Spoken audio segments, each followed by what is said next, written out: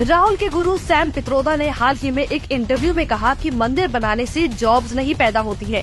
We have a problem with unemployment, inflation, education, health. No one talks about these things, but everyone talks about Ram, Hanuman, Mandir. And I have said that temples are not going to create jobs.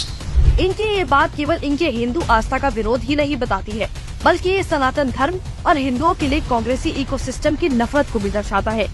यही नहीं, ये इनके रोजगार प्रदान करने में धार्मिक पर्यटन के महत्व की समझ की कमी को भी दर्शाता है।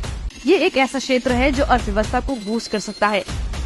लेकिन कांग्रेसी चमचों ने मंदिरों पर सवाल उठाया है, तो जान लीजिए पीएम मोदी ने जिन मंदिरों का जीर्णोद्धार कराया है, वो मंदिर देश की अर्थव्यवस्था में क्या योगदान दे रहे हैं। काशी विश्वनाथ मंदिर।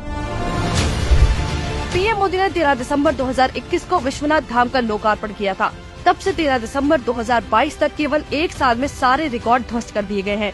लोकार्पण से पहले 40 से 50 हजार श्रद्धालु प्रतिदिन दर्शन के लिए आते थे, जबकि लोकार्पण के बाद इनकी संख्या 2 लाख प्रतिदिन हो गई है। वाराणसी के डीएवी पीजी कॉलेज की ओर से कराए गए आर्थिक सर्वेक्षण की रिपोर्ट में ये बात सामने आई है कि साल 2021 से 22 के दौरान 34.18% रोजगार बढ़ा। यही रही, होटलों की आय में 65%, दुकानदारों की आय में 47%, गरीब ई रिक्शा चालकों की आय में 30% की वृद्धि हुई है।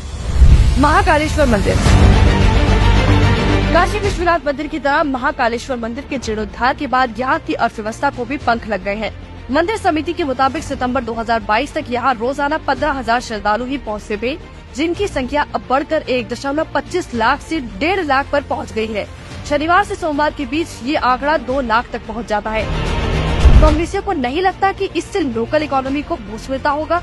यही नहीं, जाहिर है विश्वनाथ मंदिर की तरह यहाँ भी श्रद्धालुओं की संख्या बढ़ने से यहाँ की भी दुकानदारों, होटल्स, ई रिक्शा आदि की आय में वृद्धि हुई होगी। बाबा केदारनाथ धाम। महादेव की नगरी उत्तराखंड केदारनाथ धाम के जीर्णोद्धार के बाद श्रद्धालुओं की पसंदीदा जगहों में से एक बन गई है। साल दर साल इनकी संख्या में भारी वृद्धि हो रही है। इस वजह से साल 2022 के सीजन में यहाँ के गरीब घोड़ा खच्चर और डोली वालों ने 101.34 करोड़ रुपए का कारोबार किया था। यही नहीं, हेलीकॉप्टर सेवा प्रदाता कंपनियों ने केदारनाथ धाम से 75.40 करोड़ रुपए से ज्यादा की कमाई की थी। श्रद्धालुओं की वजह से होटल मालिकों और दुकानदारों की तो मौज हो रही थी, साथ ही राज्य सरकार को भी गाड़ियों की पार्किंग से अच्छी आय हुई। सीतापुर और सोनप्रयाग पार्किंग से उत्तराखंड सरकार को लगभग 75 लाख रुपए का राजस्व मिला था। क्यों बढ़ रहे हैं इन मंदिरों में श्रद्धालु? इन मंदिरों में आने वाले श्रद्धालुओं की संख्या अचानक से बढ़ जाना कोई जादू नहीं है। मोदी सरकार ने जीर्णोद्धार का काम सिर्फ पेपर पर नहीं किया, उसे जमीन स्तर पर उतारा है। सरकार ने इन मंदिरों के दर्शन करने वाले श्रद्धालुओं के लिए यात्रा को सुगम बना दिया। विभिन्न शहरों से यहाँ जाने वाली हाई स्पीड ट्रेनों के रूट को जोड़ दिया है। High speed Vande Bharat train से काशी विश्वनाथ और वैष्णो देवी के दर्शन के लिए जा सकती है। यही नहीं, मोदी सरकार जम्मू में नए एयरपोर्ट बनाने की योजना पर काम कर रही है, जिसमें कटरा को प्राथमिकता दी जाएगी। कटरा में हवाई अड्डा बनने की वजह से यात्रा और आसान हो जाएगी। यही नहीं, सड़क मार्ग से आने वाले श्रद्धालुओं के लिए नए एक्सप्रेसवे बनाए हैं, जिसकी वजह से दिनों का सफर घंटों में तय होता है। तब जाकर लगातार 18 घंटे की मेहनत के बाद आज श्रद्धालुओं की संख्या में ये अप्रत्याशित परिवर्तन आ पाया है। धार्मिक पर्यटन नौकरियां पैदा कर रही है, लेकिन ये बात चादरें चढ़ाने वाले और ताजमहल के चक्कर काटने वाले को नहीं समझ आ सकती।